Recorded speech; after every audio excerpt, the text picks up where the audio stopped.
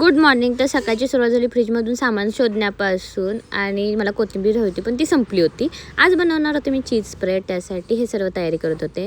आणि खरं सांगते मी तुम्हाला, हे फक्त मी यूट्यूबवर रेसिपी बघितली होती खूप वेळा आणि मला खूप वेळा बनवायचं होतं. पुण्यात असल्यावर बनवता येत नाही, पण इकडे आल्यावर बनवलं आणि मी जस्ट ट्रायलसाठी बनवली होती. पण टेस्ट एक नंबर होती. ज्यांना ब्रेकफास्ट बनवायला वेळ नसतो, जे ब्रेकफास्टला बनवायला कंटाळा येतं, त्यासाठी सगळ्यांना ही बेस्ट रेसिपी आहे.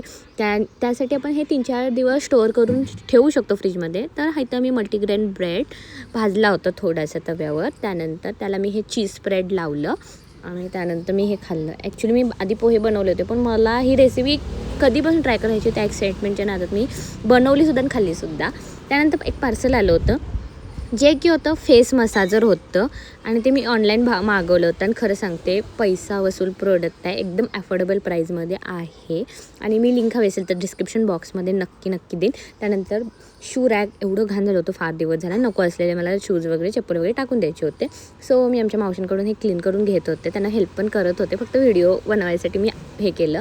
त्यानंतर मँगो शेक घेतला आणि आल्यापासून घरात नुसता मँगोज खाते आहे मी, बाकी काय नाही. त्यानंतर देवाला जेवण बनवल्यानंतर देवाला नैवेद्य वगैरे दाखवला आणि जेवण घेतलं. आणि पुढची दिवसभराची कामं होती, त्यांचं शूट नाही करता आला, त्यामुळे परत भेटून नेक्स्ट व्लॉगमध्ये.